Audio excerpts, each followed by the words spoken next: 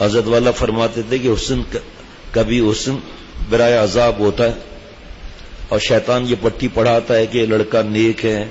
اور ابھی چند دن پہلے کی بات ہے، کسی دوسرے شہر کی بات ہے، وہ دوست ہر بات مانتے ہیں لیکن ذرا سا دھوکہ کھا گئے. حالانکہ شرعی پوری بھری ہوئی داڑھی، شرعی داڑھی تو چھوٹی داڑھی بھی ہوتی ہے، قدرتی بال نہیں ہے، یا بھی داڑھی چھوٹی ہے لیکن ہے تو شرعی. تو اس کے ساتھ تکرار میں تباہی مچ گئی. حالانکہ شرع پوری بھری ہوئی داڑھی، احتیاط نہیں، دوستی بڑھتی گئی. اینڈ وقت پر، اینڈ بدفعلی کے وقت اللہ نے مدد فرما دی، بچ گیا ماشاءاللہ. کیوں؟ شیطان نے کیا پٹی پڑھائی؟ نیک ہے، اچھے اخلاق ہیں، چہرے پر نور برس رہا ہے. نور گوری چمڑی سے تھوڑی ہوتا ہے. نور کا تو پتہ کرنا ہے تو حضرت بلال رضی اللہ تعالیٰ عنہ کی تاریخ سے پوچھیں گے. لیکن اسی چکر میں پھنس گیا. مجھے فون کیا تو میں نے کہا کہ بھئی آپ کو تو 50 دفعہ سمجھایا ہے کہ، اور پھر شریعت کا مسئلہ ہے، میری تو بات نہیں ہے نا کہ جس نے نفس پہ بھروسہ کیا وہ مارا گیا. اب ماشاءاللہ اللہ نے آپ کو پر کیا مہربانی کی، آپ اتنا تقوی سے رہ رہے تھے کہ بس مار کھا گیا، نفس پہ بھروسہ کر دیا. اور بھائی نفس پہ تو بھروسہ ہی نہیں کرنا. اور مجھے نہ بتاتا تو شرم نہیں کی؟ اتنا تقوی سے رہنے والا شرم نہیں کی؟ کس انسان ہے، کبھی بھی غلطی ہو سکتی ہے، لیکن آگے اللہ نے بچا لیا اس کو. میں نے کہا کہ بھائی اس کی تو آرام، اس کی تو پہلی شرط یہ ہے کہ مشرق مغرب کی دوری ہے.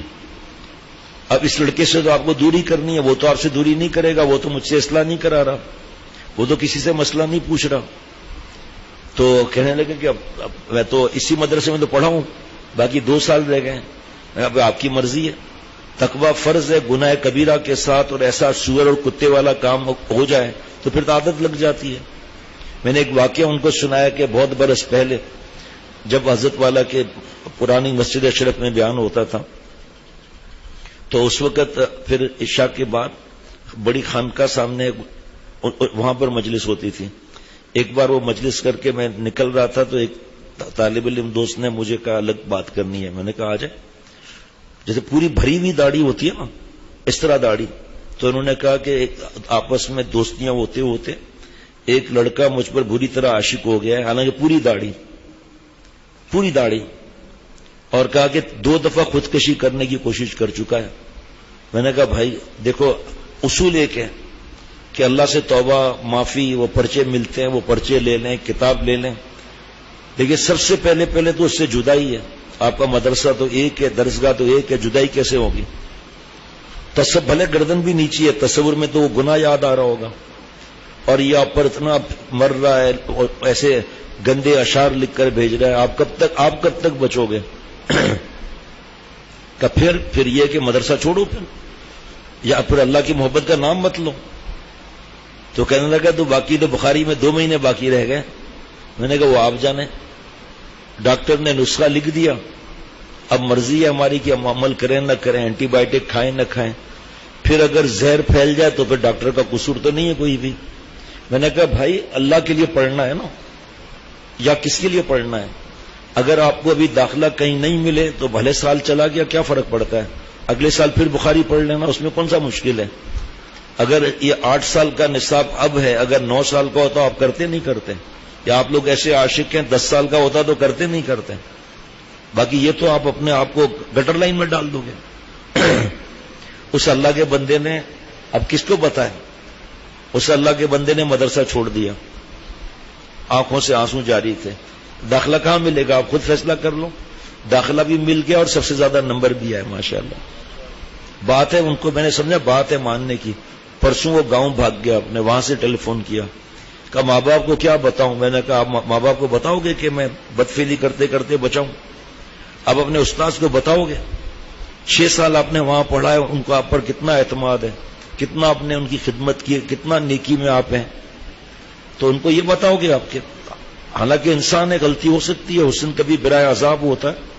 حضرت لوط علیہ السلام کے پاس حضرت اسرائیل علیہ السلام نہیں آئے، 3 فرشتے خوبصورت لڑکوں کی شکل میں آئے، کیونکہ عذاب دینا تھا، موت نہیں دینی تھی، اس وجہ سے اسرائیل علیہ السلام نہیں آئے.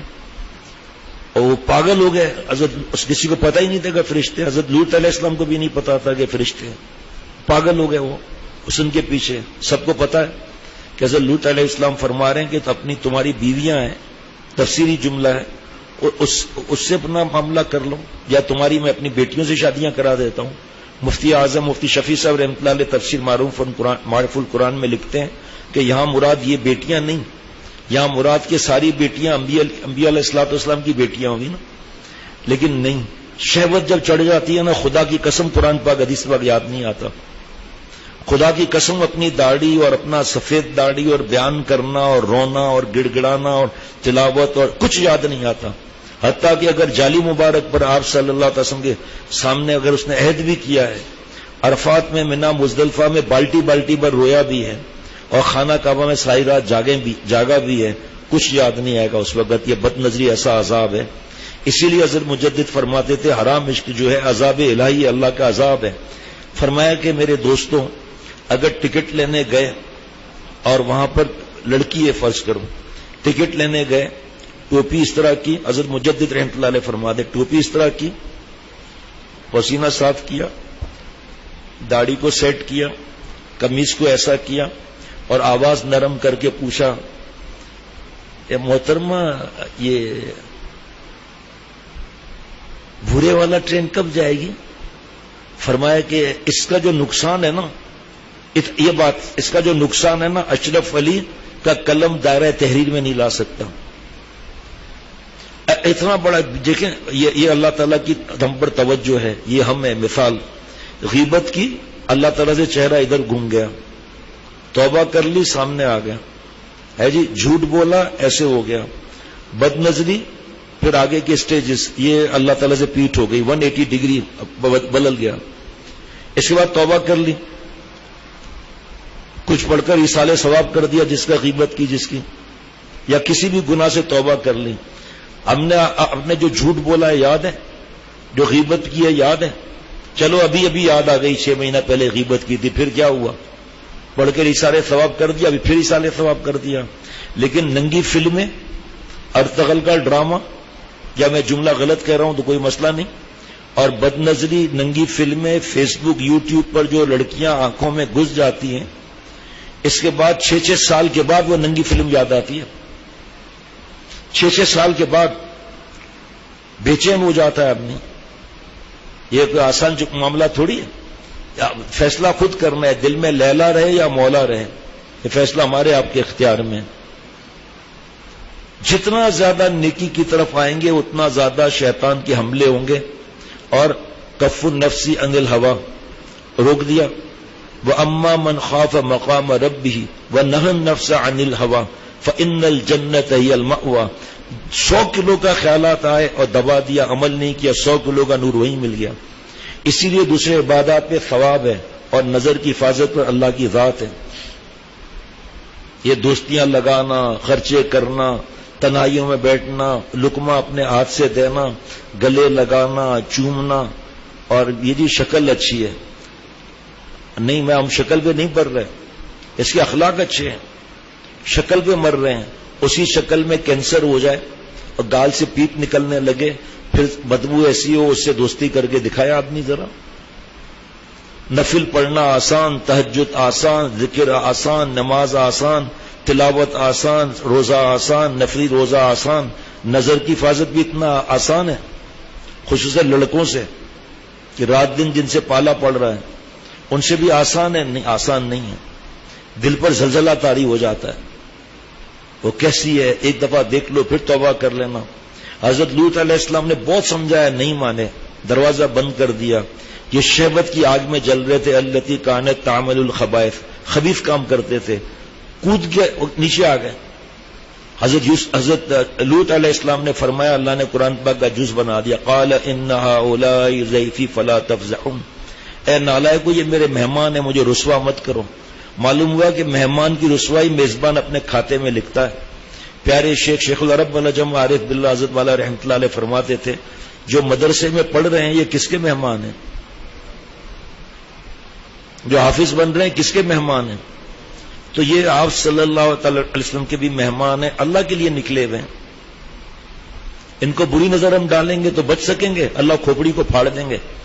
یہ بدفعلی کرنے والوں کو حضرت فرماتے ہیں میں نے خود گٹر کا پانی پیتے ہوئے دیکھا ہے، خود حضرت فرماتے میں نے دیکھا ہے کپڑوں میں پخانا ہو رہا ہے، اس کو پتہ ہی نہیں، پاگل ہو گیا۔ گدو بندر پاگل خانے میں دیکھیں 90% حرام عشق والے ملیں گے، لڑکے اور لڑکیوں کے حرام عشق میں۔ ترقی کر ہی نہیں سکتے، ترقی ہو ہی نہیں سکتی۔ اور کفار کو بھی پتا ہے کہ زنا کا معاملہ بھی خطرناک ہے، لیکن بدفعلی کا اس سے بھی زیادہ خطرناک ہے۔ انہوں نے سوسائٹیاں بنا دی، انجمنیں بنا دی، لائسنس دے دیا کہ لڑکا لڑکی کے ساتھ شادی کر سکتا ہے، کیونکہ ان کو پتا ہے کہ اس پر عذاب برسا تھا۔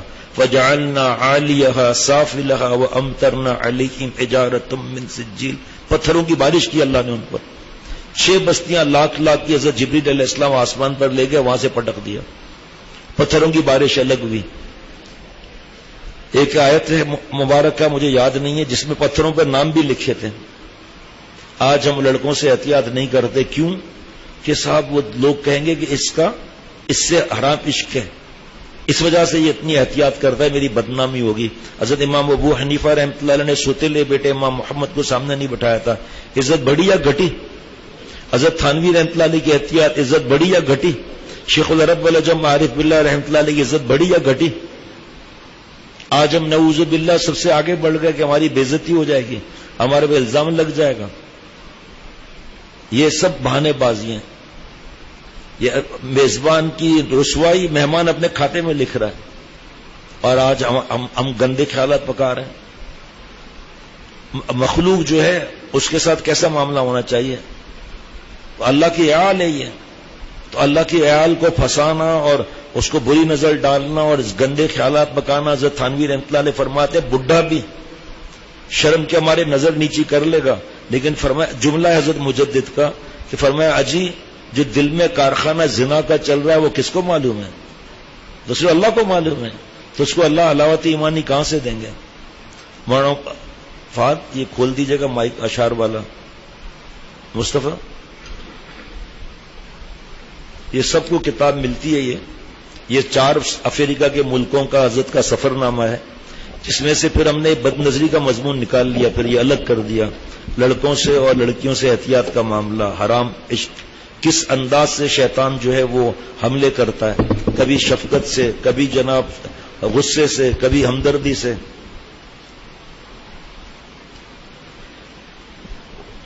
حضرت والا کے اشعار ہیں، ہم جنس پرستی کے بارے میں کہ کیسا عذاب ہے یہ، اور کس طرح اپنی عزت کو آدمی برباد کرتا ہے۔ شیخ العرب والعجم عارف باللہ مجدد زمانہ حضرت مولانا شاہ حکیم محمد اختر صاحب رحمۃ اللہ علیہ کے اشعار۔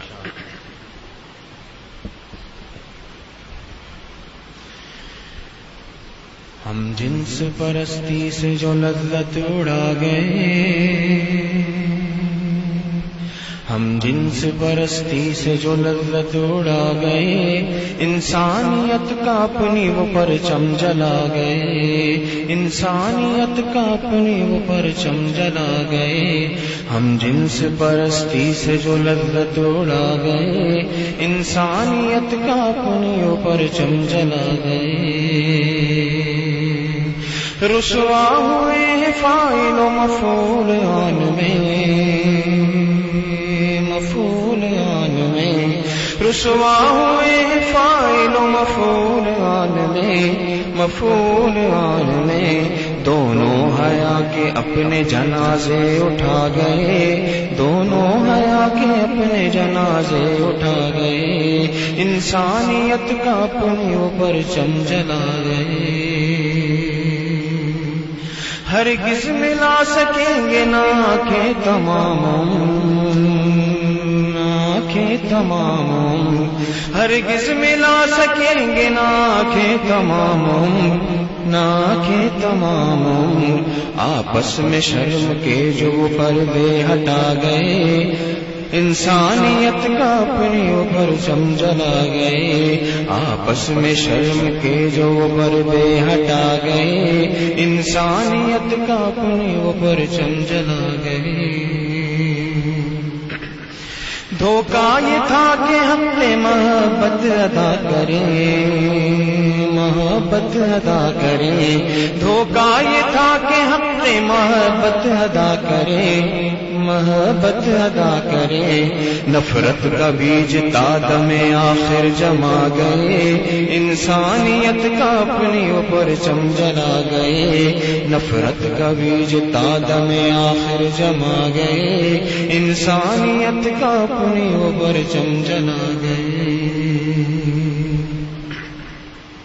سمجھے کہ جس نظر کو اساس حیات دل, اساس حیات دل.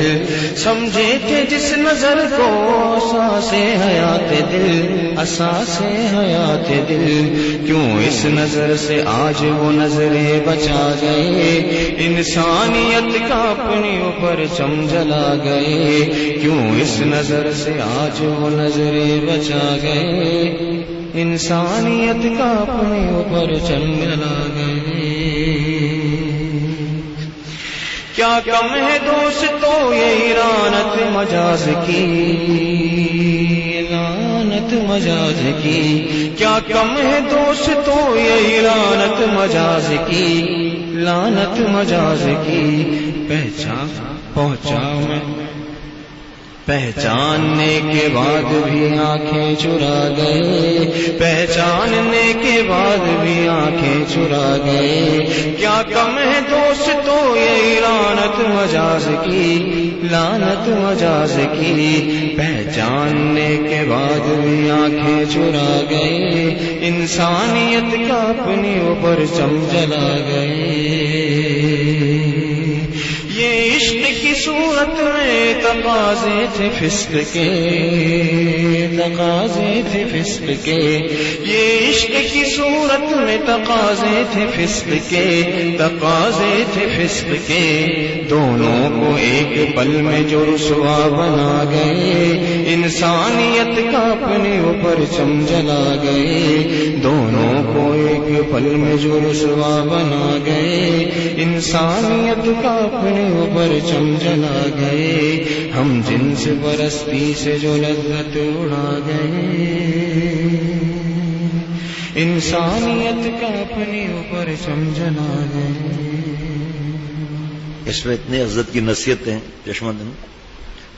فرمایا کہ نظر باز سمجھتا ہے کہ میں بڑے مزے میں ہوں, حلوہ مل رہا ہے, لیکن حلوہ کس چیز کا؟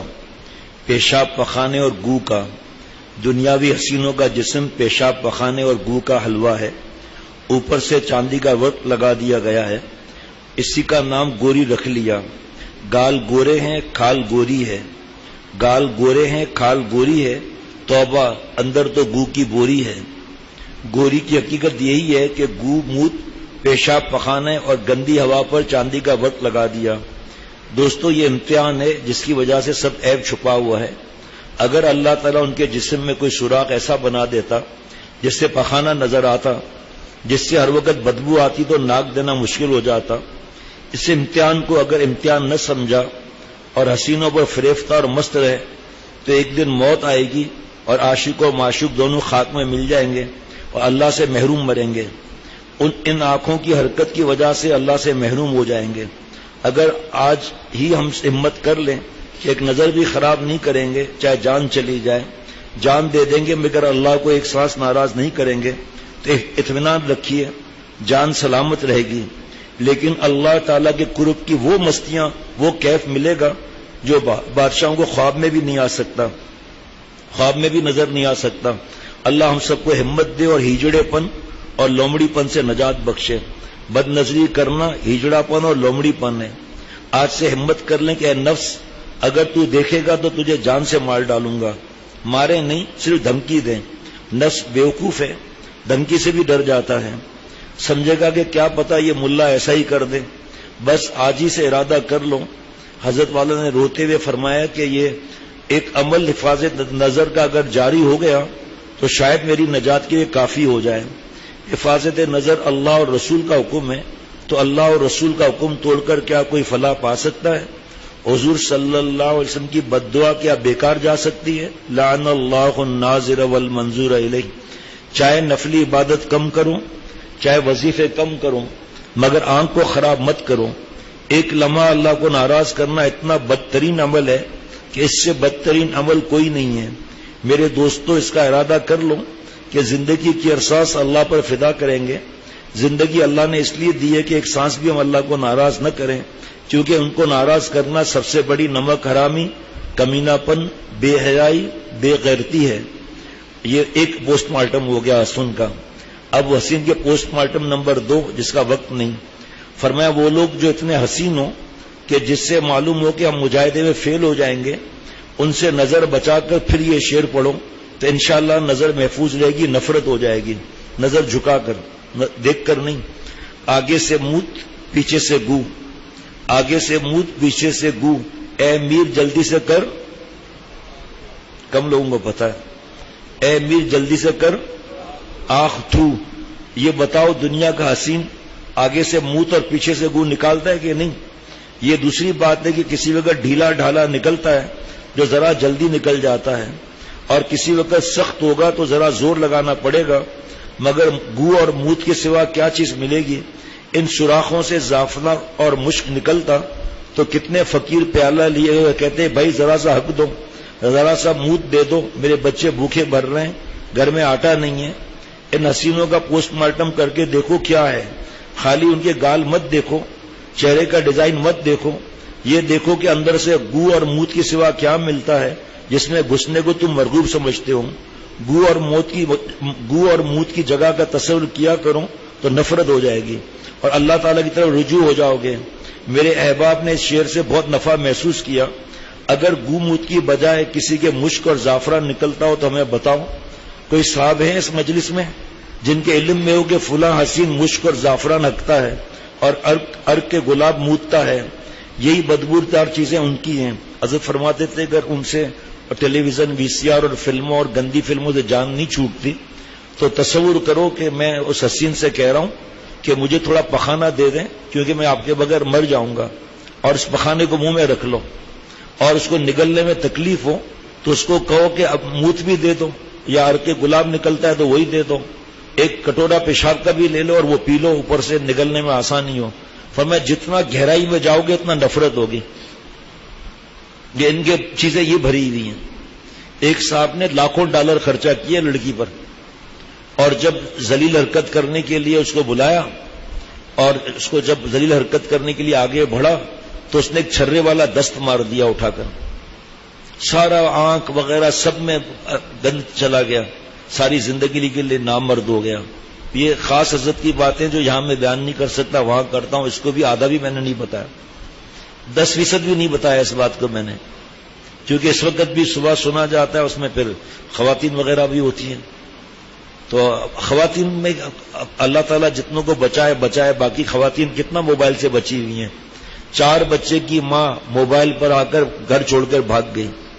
2 بچے کی ماں 2 مہینے کا دودھ پیتا ہوا بچہ وہ چھوڑ کر بھاگ گئی. کیوں؟ بد نظری، اپنا شوہر اچھا نہیں لگا. اب ماں باپ یا بعض دفعہ آپ سنتے ہیں گھر چھوڑ کر بھاگ گئی، ماں باپ کی عزت کا جنازہ نکال دیا، ہارٹ اٹیک کرا دیا. یہ سب بد نظری کا عذاب ہے. یہ اللہ تعالیٰ مجھے ہم سب کو اپنے حفظ و امان میں رکھے اور جان لڑا کر ہر گناہ سے بچنے کی توفیق عطا فرمائے.